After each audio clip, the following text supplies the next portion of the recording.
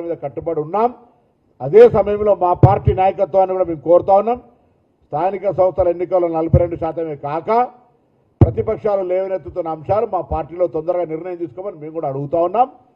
అది సప్లైన్ కావచ్చు, లేకపోతే ఇతరత్ర ఉద్యోగ విద్య ఇతరత్ర అనేక అంశాల్లో కామారెడ్డి డిక్లరేషన్ ప్రకారంగా మేము కూడా మా పార్టీలో బరాబర్ గొంతు ఎత్తి మా అమలు జరగాలని కోరుతాం. కోరేటువంటి హక్కు స్వేచ్ఛ మా దగ్గర ఉంది, మీ దగ్గర ఉందా అని అడుగుతా ఉన్నాం. ఇలా కాంగ్రెస్ పార్టీ సోషల్ జస్టిస్ కు ఛాంపియన్ అని మనం చెప్తా ఉన్నాం.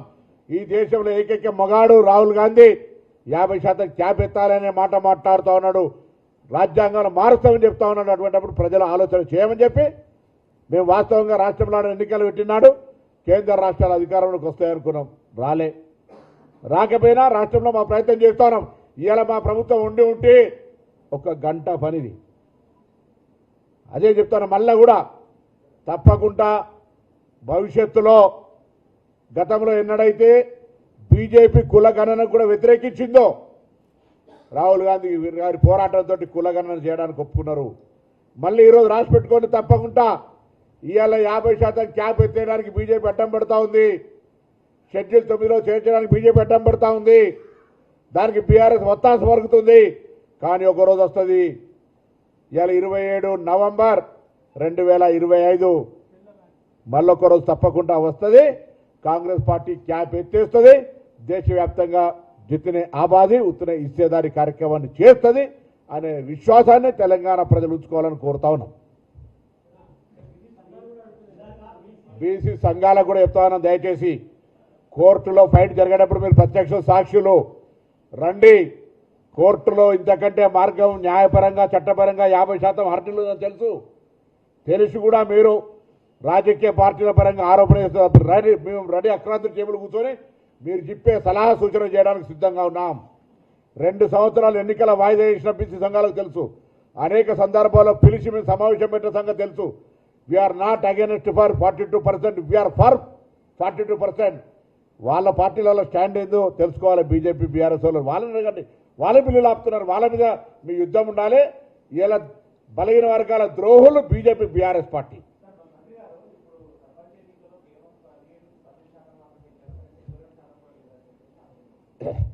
శాతాలకు సంబంధించిన అంశంకు సంబంధించి పంచాయతీరాజ్ ప్రిన్సిపల్ సెక్రటరీ గారు, పంచాయతీరాజ్ కమిషనరు, డెడికేషన్ కమిషన్ వాళ్ళు రిప్లై ఇస్తారు అధికారికంగా. అంత డెప్త్ లెక్కలకు సంబంధించి వాళ్ళు ఏ విధంగా ఎక్కడ ఎందుకు ఎట్లా జరుగుతుందో బరాబర్ చెప్తారు ప్రభుత్వం తరఫున వివరణ. ఇక్కడ రాజకీయపరమైన అంశాలకు సంబంధించిన అంశం వస్తూ ఉంది. రాజకీయ పరాలకు సంబంధించి మా పార్టీ మా ప్రభుత్వం జరుగుతున్నటువంటి ప్రక్రియ చెప్తా ఉన్నాం. మేము ఇలా బలహీన వర్గాలు పెద్దలందరూ కూడా, నేను వాళ్ళ ఆకాంక్షలకు వ్యతిరేకం కాదు, మేము ఆ ఆకాంక్షల్లో భాగస్వాములమే. బలహీన వర్గాలకు రిజర్వేషన్ కావాలని వారు కొట్లాడడాన్ని తప్పుపడతలేము. వాళ్ళ రైట్ అది, వాళ్ళ ఆర్గనైజేషన్ ఆర్జిన్ అది. కానీ ఎవరు పొరపాటు చేస్తున్నారు, ఎవరు దీనికి అడ్డం పడుతున్నారు, ఎక్కడ సమస్యకు మూల పరిష్కారం ఉంది, తెలంగాణ ప్రభుత్వం తరఫున ఏమైనా లోపం జరిగితే చెప్పండి. తెలంగాణ ప్రభుత్వంకి ఇది మిస్ అయిందో, ఇది చేయకపోవడం వల్ల ఇక్కడ అబ్స్ట్రక్షన్ వచ్చిందని చెప్పండి. 2 సంవత్సరాలు ఎన్నికల వాయిదా వేసినాము, గ్రామ పంచాయతీలు నిర్వీర్యమైపోయినాయి, 800 కోట్లు ఆగిపోయినాయి, ప్రజా వ్యవస్థ నిర్వీర్యమైపోతుంది ప్రభుత్వ కార్యక్రమాలకు సంబంధించి. అందుకే మిగతా వ్యవస్థలను ఆపి గ్రామ పంచాయతీ ఎన్నికలకు పోతా ఉన్నాం. పార్టీ పరంగా జరగవి, స్థానిక బలంతో గెలుస్తారు, ఎవడు బలవంతుడు అయితే వాళ్ళు. కాబట్టి ఇటువంటిప్పుడు కూడా కొంత అర్థం చేసుకోవాల్సినటువంటి బాధ్యత బలహీన వర్గాల ఉంది నాయకత్వం మీద. నేను ఆ సంఘాలందరికీ కూడా, మీ సోదరుణ్ణి, మీ బిడ్డను, నేను కానీ, మా పీసీసీ ప్రెసిడెంట్ గారు కానీ, మంత్రి గారు కానీ, శ్రీగారి గారు కానీ, ఇంకా మిగతా నాయకులందరం కూడా మా పార్టీ కాంగ్రెస్ పార్టీ. కానీ మేము తప్పకుండా బలహీన వర్గాల నాయకులం.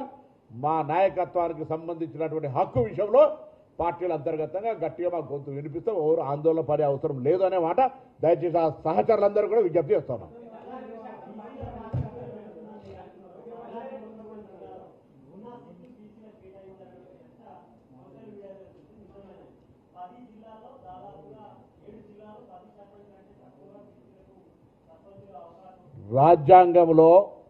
రాజ్యాంగంలో ఎస్టీలకు, ఎస్సీలకు జనాభా ప్రాతిపదికన రిజర్వేషన్లు ఇవ్వాలనే అంశం నాతో పాటు మీతో పాటు బీజేపీ బీఆర్ఎస్ కూడా తెలిసిందని అనుకుంటున్నా. తెలియకపోతే వాళ్ళు వాళ్ళ పార్టీలో ఉన్న లీగల్ సెల్ వాళ్ళని కొద్దిగా ఎడ్యుకేట్ చేయాలి.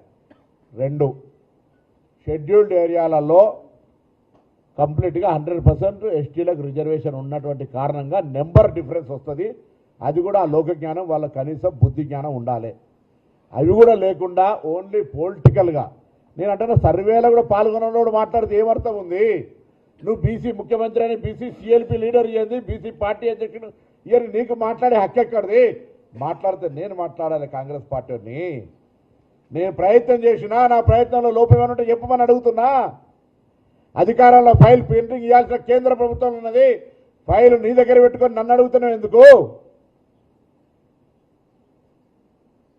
కొద్ది రోజులు మైనార్టీల పేరు మీద వీళ్ళు ముస్లింలకు ఇతర రిజర్వేషన్ లాపిన బిల్లు చట్టం జీవో నెంబర్ 9 తెచ్చిన పర్ఫెక్ట్ తెచ్చినామని చెప్పిన రామచంద్రరావు ఇక్కడ వేయండు కోర్టులో. నేను అడిగిన అనేక మీ ముందట ఇదే కాంతిభవన్లో ప్రెస్ కాన్ఫరెన్స్ ప్రభుత్వం తరఫున పార్టీ తరఫున అయ్యా న్యాయస్థానానికి వస్తుంది కేసు, ఎవరో కొంతమంది ఫండమెంటల్ రైట్ రాజ్యాంగంలో ఎక్కడో హక్కులు ఉల్లంఘన జరగకుండా మన హక్కులను ఉల్లంఘన చేయడానికి కోర్టు కేసులు ఇస్తా ఉన్నారు, రండి ఆర్గ్యుమెంట్ చేయమంటే ఎక్కడ ఉన్నారు మీరంతా?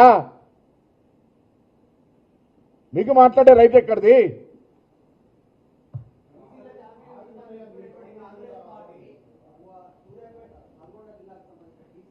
ఇప్పుడు అవన్నీ దిస్ ఇస్ బ్రదర్ డోంట్ డివేట్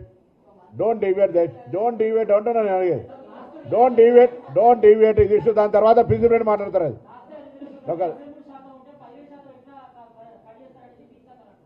17% 23% సంబంధించిన లెక్క ఇంతకుముందు చెప్పారు, ప్రిన్సిపల్ సెక్రటరీ గారు చెప్తారు. అది రాంగ్ లెక్కలు తీసి బయట పబ్లిక్ పర్సెప్షన్ క్రియేట్ చేస్తే అధికారికంగా అఫీషియల్ రాజముద్రతో చెప్తారు వాళ్ళు. మీకు చెప్తారు.